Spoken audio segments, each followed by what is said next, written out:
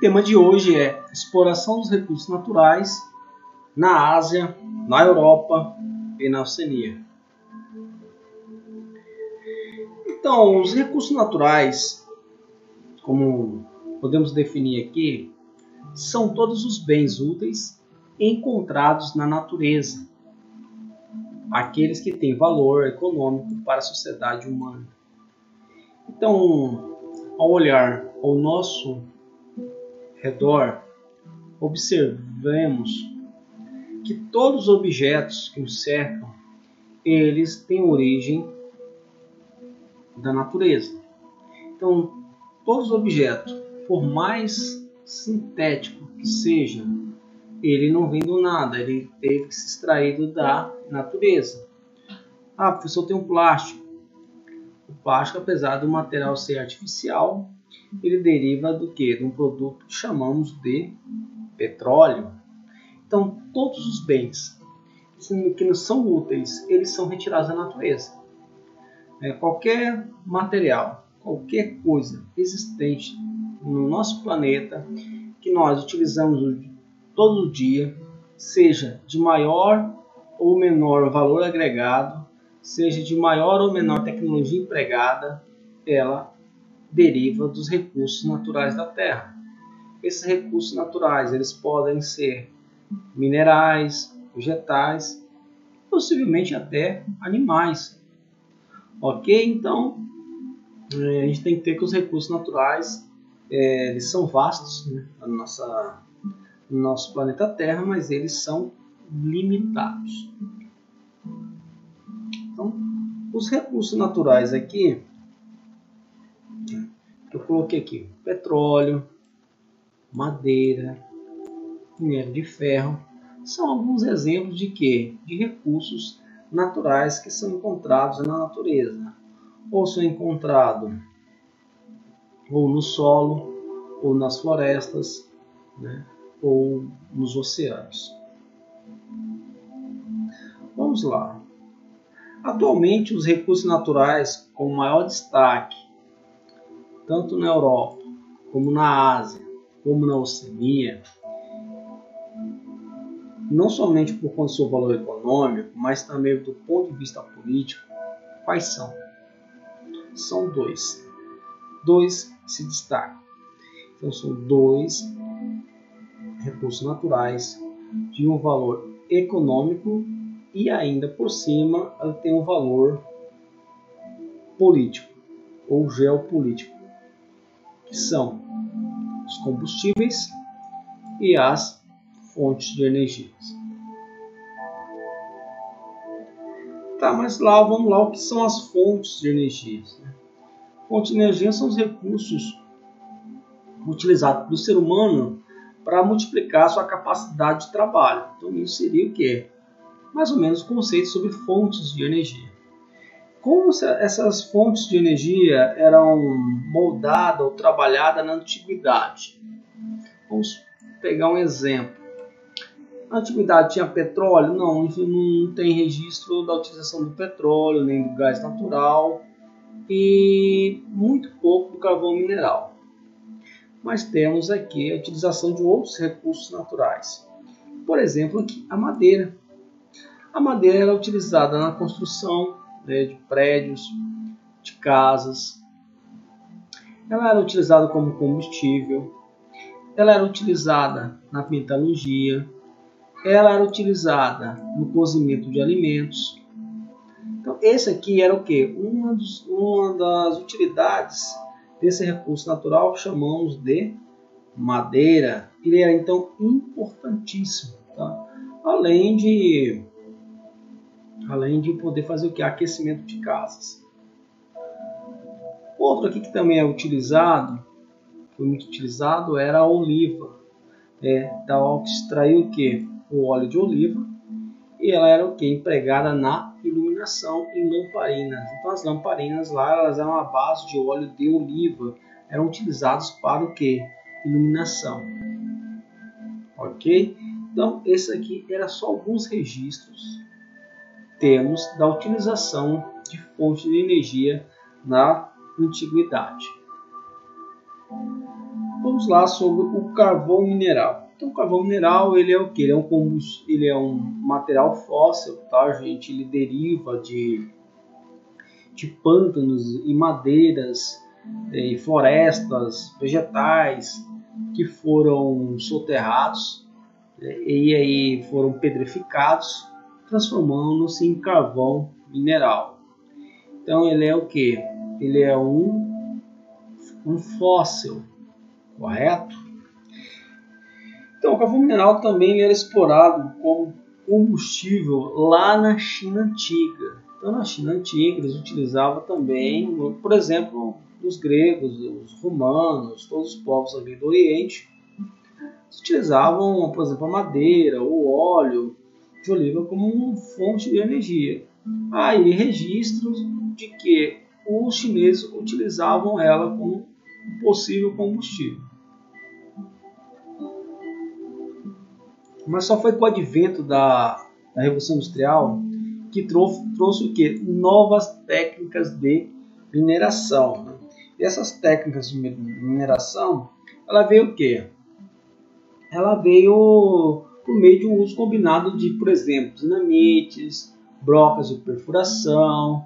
A dinamite era usada para explosão, e aí eles colocavam os trilhos, esses trilhos eram colocados nas partes mais profundas do interior dessas minas, e eles muitas das vezes eram guinchados e trazidos para a superfície.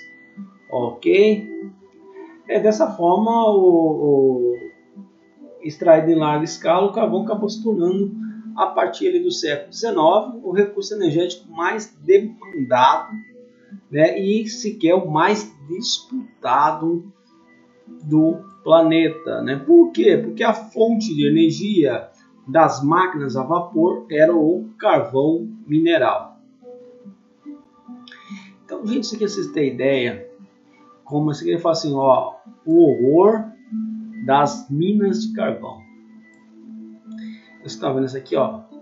Você tinha mais ou menos aqui uns menos de 1 metro, tá? Então ele ia se aprofundando. Esses carrinhos, eles eram guinchados, aí vinham 2, 3 pessoas aqui, um na frente, eles carregavam os carrinhos. Esse carrinho era o que? Ele era empurrado. Gente, era esse negócio horrível.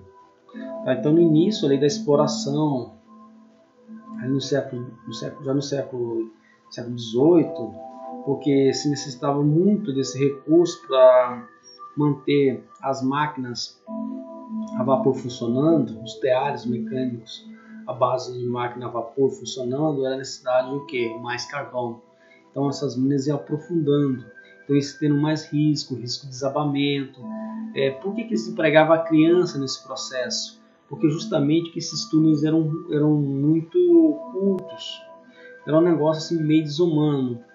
Que vai ocorrer na Inglaterra? Vai começar o Congresso, o Parlamento Britânico, e vai passar o quê? E havia essa necessidade de quê? De editar leis que proibissem o quê? Trabalho infantil de senhores, de mulheres em minas, justamente que era o quê? Era uma atividade brutal. Daí a pessoa tinha que ter uma boa saúde e tinha o quê? Ter uma força física bem relevante para poder trabalhar dentro dessas minas. Então as leis, o Parlamento Britânico foi passando leis. Outra coisa, se trabalhava 12 a 14 horas dentro dessas minas, isso passou a ser regulamentado, foram para 10, 8 horas de trabalho, e agora só com adultos, principalmente homens. Não que não era proibido as mulheres trabalhar, mas justamente para também tentar o que eram trabalhos realmente muito pesados. Hoje, atualmente, seja no século XX, só foi melhorando. Na Europa, aqui, as principais minas de carvão mineral se encontram na região da Silésia, na Polônia, no Reino Unido, no Vale do Ruhr, na Alemanha, Alsácia-Lorena, área da Alemanha, França e Bélgica. Então a Alsácia-Lorena aqui é uma região produtora que ela fica entre esses 3 países, Alemanha, França e Bélgica.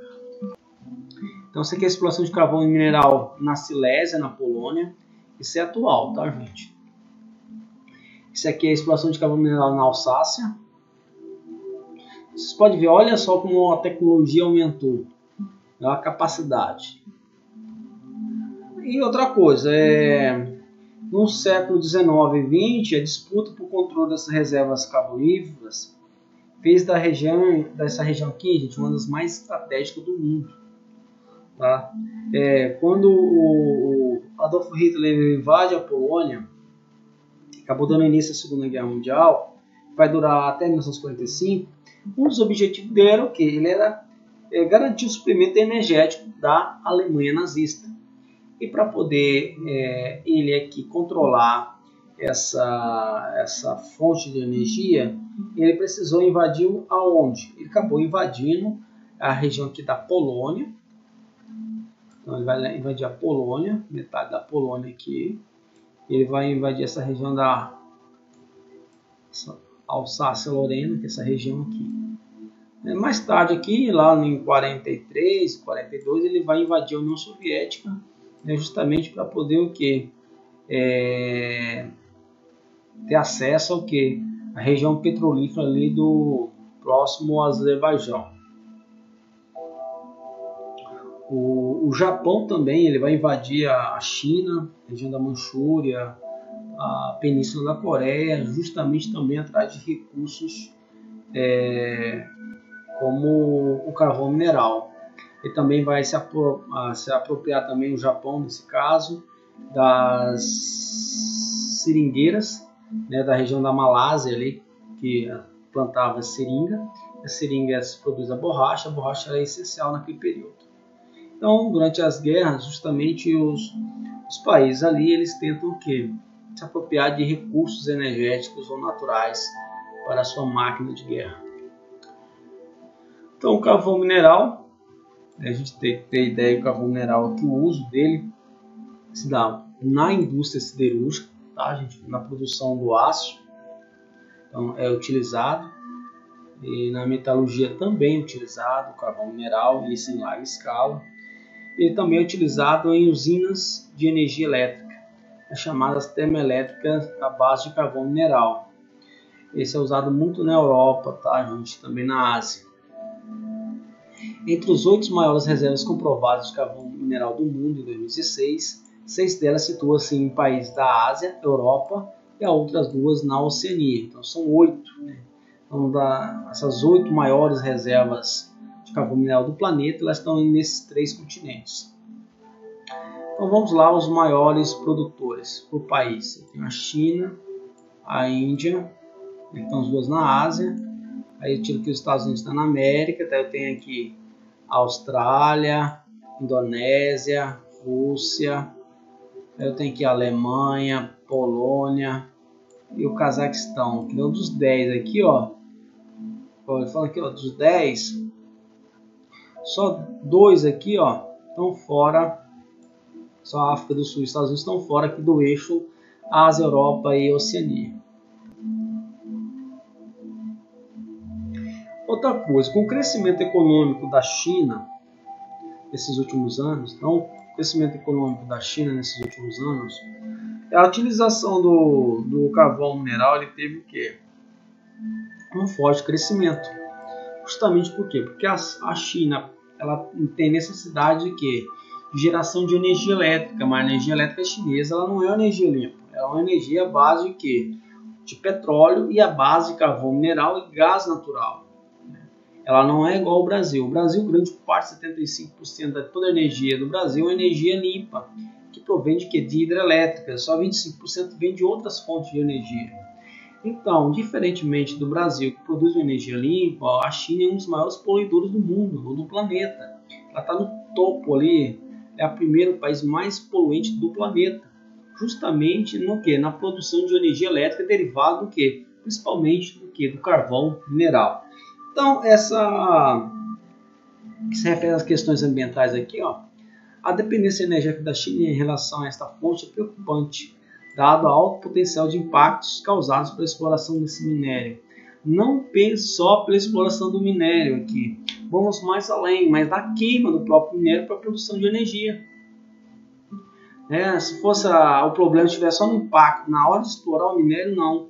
O impacto ainda é maior na hora do que? Na hora de se produzir energia à base desse mineral.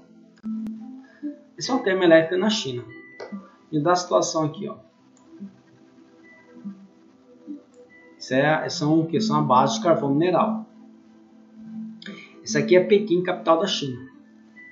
Então, para quem não acredita, a China é um dos países mais poluentes do mundo.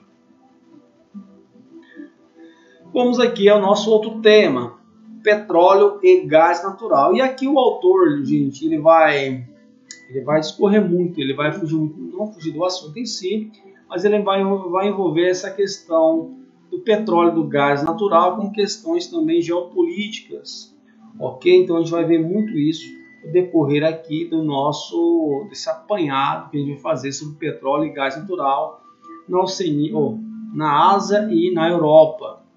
Ele nem vai chegar a abranger a Oceania, vai abranger mais a questão da Europa e da Ásia.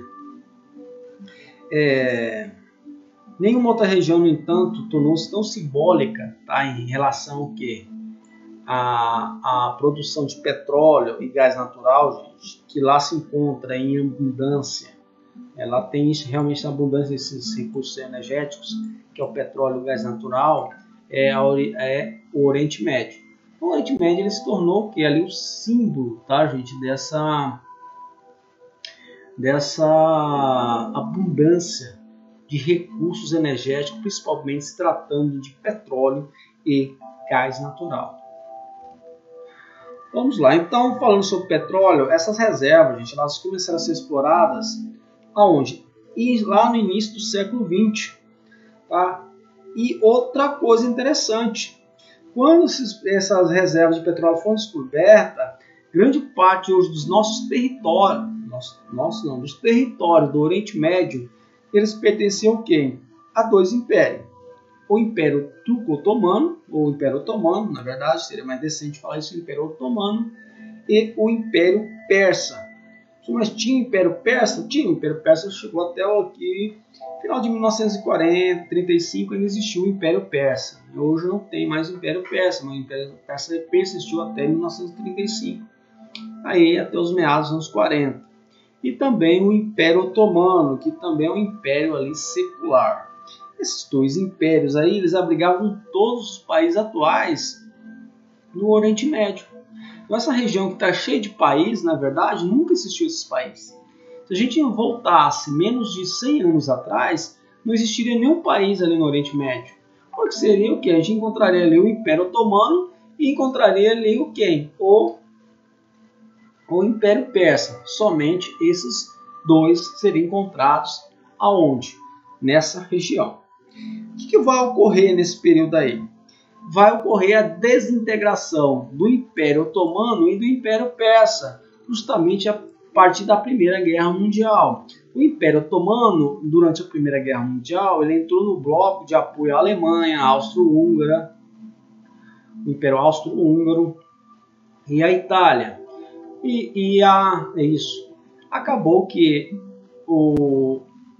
esses países perderam a Primeira Guerra Mundial e o Império Otomano ele passou o quê? Ele foi desmantelado. Então, a partir daí, o Oriente Médio, e aí a palavra Oriente Médio passa a ser popular, principalmente devido aos ingleses, aos jornais ingleses, que batizaram essa região de Médio Oriente. Por quê? Porque a China e a Índia ficavam lá no Oriente. A China ficava no extremo Oriente e a Índia no Oriente. Então, criaram aqui o Médio Oriente. Na verdade, na tradução seria Médio Oriente. Então, acabou que o Reino Unido e a França ficaram aí, dividiram esse controle político dessa região até a Segunda Guerra Mundial. Depois da Segunda Guerra Mundial, essa região ela acabou sendo tá no processo de transição, onde a partir daí surgiu os novos estados nessa região da Ásia. Então aqui era o Império Otomano, ele abrigava aqui parte do norte da África, parte aqui do Mar Vermelho, da Arábia Saudita, o Golfo Pérsico, e subir aqui até próximo à Europa. Essa região aqui estava sob domínio do Império Otomano. Então a situação acabou que aí dois países aqui foram dividir. Deixa eu pegar aqui. Então tem aqui os mandatos da Liga das Nações. Mas a Liga das Nações era só de fachada, que mandava realmente era a França e a Inglaterra. A França em rosa vai ficar aqui com a região do que é da Síria. O Reino Unido ele vai ficar aqui com o Iraque, Jordânia e a Palestina. Vai ficar sob o domínio do Reino Unido. A gente vai ter aqui esses em verde aqui sob influência britânica, tanto o Egito como grande parte aqui de Omã, parte hoje da Arábia Saudita, do que hoje é o Kuwait. Outra parte aqui vai ficar em área de litígio, tanto o Afeganistão aqui como a região que pertence à Pérsia. Então, a parte aqui do norte da Pérsia vai ficar com influência da Rússia. E temos agora o Oriente Médio, né, a partir de Segunda Guerra Mundial, todos os países do Oriente Médio. Vai aqui desde a Turquia. Então essa região que você está vendo aqui era desses dois países. Esse aqui, o Irã, era a Pérsia e a Turquia era o que? O Otomano, o Império Otomano. Então essa região ficava debaixo ou desses daqui e esse aqui. Com a queda do Império Otomano e da Pérsia durante a Primeira Guerra Mundial, aí abriu caminho aqui para a independência de vários países. Esses países aqui do Oriente Médio a gente chama de países artificiais. Por quê? Foram criados a partir de divisões que acabaram ignorando aqui alguns povos, como o povo turco. Então o povo turco mora nessa região aqui, ó. Aqui era para ser o Kurdistão. Nunca resolveram o problema do Kurdistão. Os curdos eram povos que ficavam aqui, ainda ficam aqui nessa região, eles têm até uma capital, mas eles não tiveram o seu território reconhecido. Outro problema foi com os judeus também. Os judeus tiveram que dividir a curta faixa de terra aí da região da Palestina com os árabes. Então quando eu falo assim, você fala assim, palestino, vírgula, não é palestino, são árabes, tá? E os árabes aqui são o mesmo povo que está no Egito, que está na Jordânia, que está no Líbano, que está na Síria, que está no Iraque, que está na Arábia Saudita, está no Iêmen, no Omã, Emirados Árabes Unidos, região do Catar. Esses são todos da mesma etnia, então são povos árabes. Na verdade, esses povos árabes da Palestina foram feitos o quê? Como esses demais povos não queriam os judeus na Palestina, então eles fizeram esse contraponto, né? Criando aí, forçando o Reino Unido a contemplar um território aqui para os árabes. Mas esses árabes poderiam ter ido para a Síria ou ter ido para a Jordânia ou próximo ao Egito ali mesmo, mas isso não aconteceu. Ok? Então o Oriente Médio, a gente tem que ter ideia que as exportações petrolíferas do mundo todo, elas provêm do Oriente Médio e ela destina o quê? O abastecimento, vocês têm ideia, de todos os países, de todos os continentes do mundo. Tá? E você ter ideia disso, então o Oriente Médio se tornou-se o quê? A partir ali do século XIX, do século XX, se tornou ali uma região extremamente exportadora de petróleo, e o mundo ficou extremamente dependente dessa região para se adquirir essa fonte de energia. E outra coisa, o petróleo é essencial para qualquer economia moderna. Então, sem petróleo, ele acaba criando crises.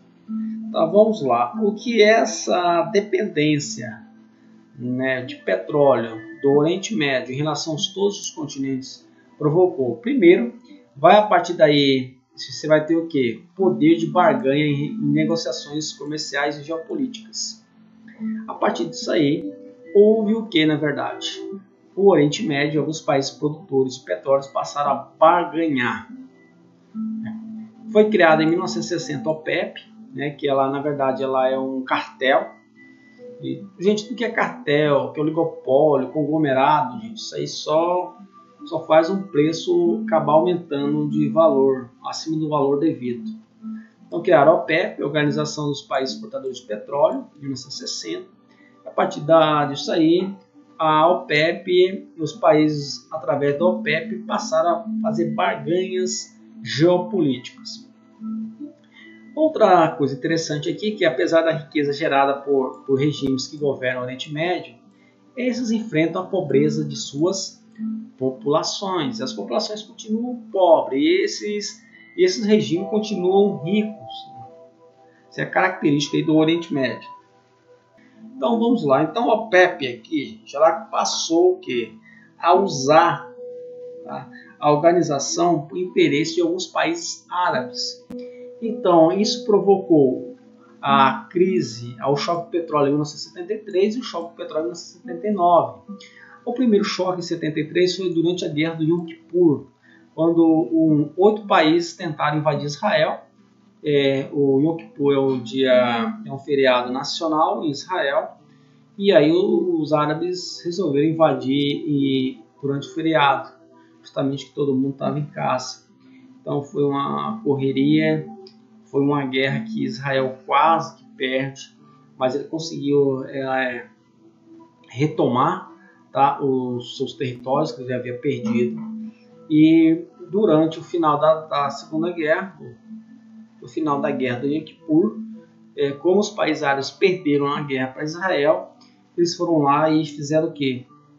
Cortaram a produção. Então eles reduziram a produção, dando um choque, né, na produção. Quando você reduz a produção menos da metade, algumas refinarias pararam, tipo, uma forma de uma greve.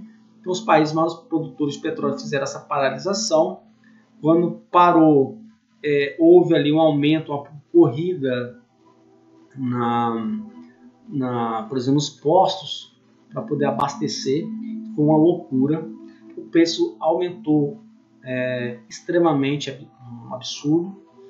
E aconteceu, o mundo passa a ter um choque. Aí a partir do mundo ocidental e todo o mundo industrializado ou não, como o Brasil, passa a dizer, cara, a gente não pode estar dependendo do Oriente Médio nem das brigas de lá. Passou-se um tempo, 6 anos depois, outro choque do petróleo, também muito mais grave.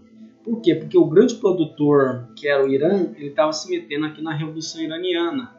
O rei Shah, ele foi deposto, né, na verdade fugiu à Revolução Iraniana em 79. O regime dele cai, no seu lugar vai ao poder a teocracia islâmica, baseado no Alcorão. E aí o que ocorre ali, ficou alguns meses ali devido à Revolução Iraniana, com uma produção muito baixa. Essa produção muito baixa levou o que? É o choque do petróleo. Para piorar a situação, nesse mesmo ano começa a guerra entre o Irã e o Iraque. E aí piora mais a situação. Então, em 79 foi outro choque do petróleo, chamado, que abalou a economia do mundo moderno. A geopolítica aqui do Oriente Médio.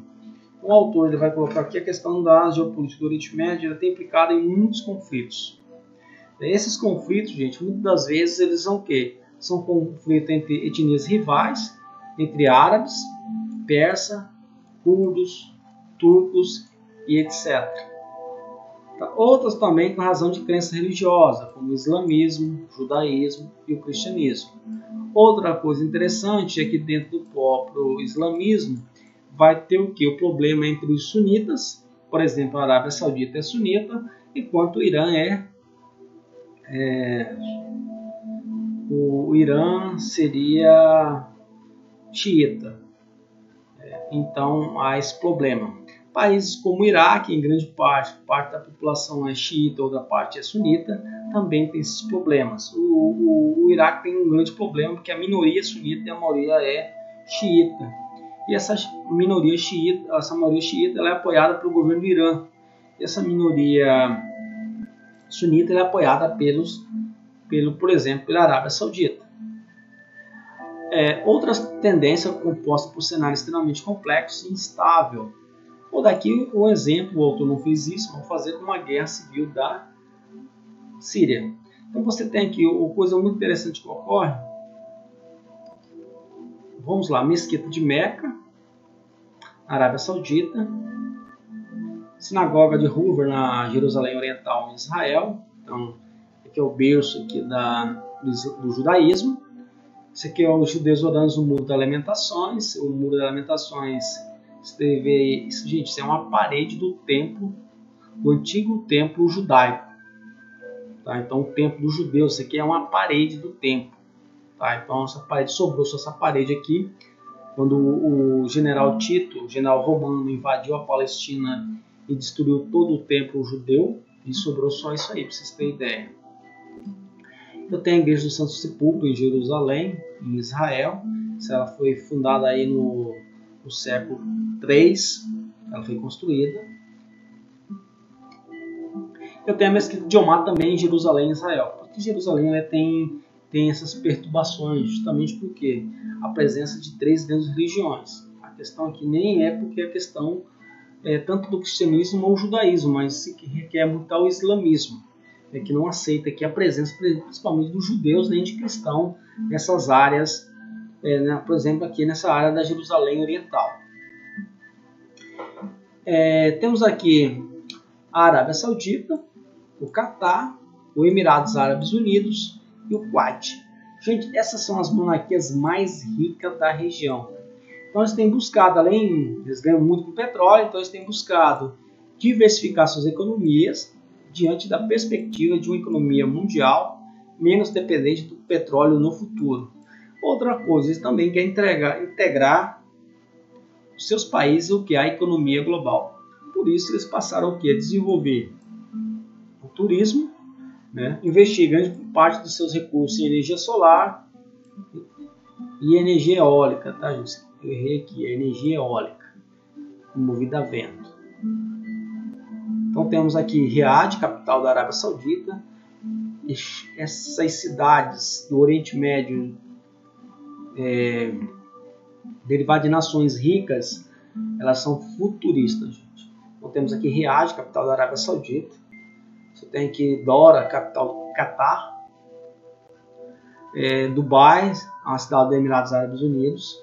E eu fico imaginando assim, se essas cidades existem mesmo de verdade, de tão lindas, e essas arquiteturas modernas, atrai aos nossos olhos.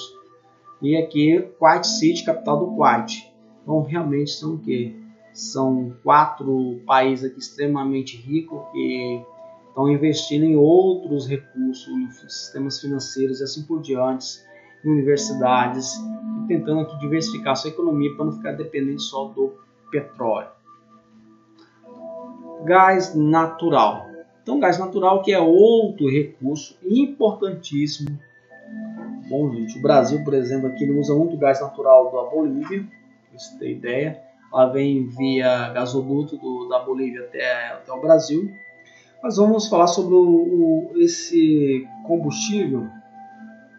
Ele é geralmente associado à questão do que? A questão do petróleo. Mas ele estabelece, gente, uma dinâmica totalmente diferente. Por quê? Porque o gás natural aqui, primeiro ele tem que ser transportado. E o transporte dele é feito em gasoduto. Né? E outra coisa, mais próximo tiver a reserva de gás natural, estiver perto do seu mercado consumidor, melhor é para o transporte. Ok? Vamos então, nesse contexto do gás natural, a Ásia e a Europa, 2 países aqui eles sobressaem nessa questão do gás natural. Tá? Então, primeiro aqui, na Ásia, quem vai então, o gás natural aqui na Ásia, quem vai sobressair é o Irã.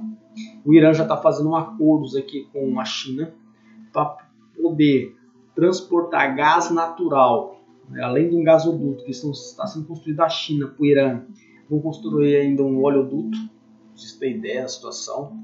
E outra coisa, destaque aqui na Europa, vai para a Rússia. Tá? Então esses dois países eles detêm o quê? As maiores reservas de gás naturais do planeta. Tá bom? Então esse gás natural aqui, ele tem agora a gente falou, uma dinâmica diferente. Então ele tem que ser, ele é transportado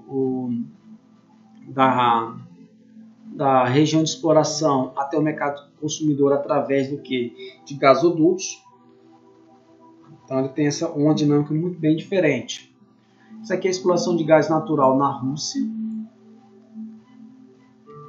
Esse aqui é o campo de exploração de gás natural no Irã. Então são os dois maiores produtores, a Rússia da Europa e o Irã da Ásia. Vamos lá, então a questão iraniana. Então a questão iraniana é o seguinte, o Irã tem dificuldades comerciais em ofertar e vender sua produção, porque na verdade ele acabou, durante o governo do Donald Trump, alguns embargos. Então ele acabou sofrendo alguns embargos econômicos, proibido de vender sua produção, né, e de comprar também para países aliados dos Estados Unidos como a Europa. Mas qual é o grande problema? Então,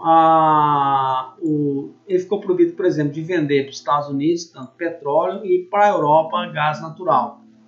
Por que aconteceu isso? Esses embargos ocorreram por quê? Porque os Estados Unidos acusam o Irã de fornecer apoio financeiro e militar a grupos terroristas. Isso é verdade, ele apoiou o Estado Islâmico, o Hezbollah. Agora esse ataque a Israel feito pelo Hamas é o braço do Irã ali também. Então o Irã ele é que deixa o Oriente Médio ali perturbado. Então essa perturbação vem do Irã. E outra coisa ainda a questão do desenvolvimento de armas nucleares. Infelizmente o Biden ele vai renegociar rever esses embargos, vai rever também os acordos nucleares feitos na época do Donald Trump com o Irã, e isso ele pode trazer mais perturbação à região. A Europa em si ela não aprova, não desaprova, mas ela acaba perdendo muito, porque a Europa ela vê no Irã uma alternativa de reduzir sua dependência da Rússia. Então a Rússia também tem um problema, a Europa tem um problema com a Rússia, e toda vez que algum país europeu não aceita uma decisão russa, os russos simplesmente vão lá e pressionam os europeus que vão desligar, fechar o gás natural que vai para a Europa. Isso provocaria o quê? Uma quebra na economia europeia. Então aqui, na verdade, a Rússia ela que vai fornecer gás natural para a Europa. E o problema é que esses gasodutos atravessam aonde? Pela Ucrânia. E a Rússia invadiu a região da Crimeia, que pertencia à Ucrânia, ali, dizendo ele que essa região, na verdade, era uma região russa. Ele acabou se apoderando e ninguém acabou fazendo nada. E ele ficou com a Crimeia do mesmo jeito. Grande parte a Ucrânia acabou sofrendo aqui uma guerra civil justamente dessa questão russa, da influência russa na região. E a Ucrânia tem também um passado muito triste, com a questão com a Rússia, a gente já ouviu falar sobre isso, e também isso levou também à guerra civil ucraniana. Então, e a Europa vê no Irã ainda uma alternativa para poder reduzir a dependência da Rússia. O problema agora é que o Irã se aproxima da China, e essa aproximação da China vai acabar atrapalhando a questão da Europa ter acesso aos campos de gás natural dos iranianos. Então isso aqui é o Hezbollah, eles são financiados pelo Irã. Esse gesto aí dos grupos Hezbollah aqui, você já sabe o que parece, Parece uma saudação nazista. Se a gente voltar um pouquinho na história da região da Palestina, ali onde está o Hezbollah, ali na Jordânia, a gente vai acabar achando algum resquício, Esse nacionalismo árabe, ele nasce no quê? Do nacionalismo alemão, principalmente do nazismo. Aqui é o programa nuclear iraniano, Ele foi tão contestado pelos Estados Unidos, porque seria um desastre o Irã ter que deter o processo da construção de bombas nucleares. Ok? Então, aqui, vocês estão vendo aqui, são os gasodutos, tá? Então, para chegar aqui na Europa, vocês estão olhando aqui, que é aqui a Alemanha, Polônia. Vocês têm que passar aqui, ó, pela Ucrânia, tá, gente? E aí que é o problema, o grande problema disso sempre foi isso. Então, os ucranianos ainda têm que aguentar, tá? Gasodutos atravessando ali seu território. Esse aqui é o gasoduto russo.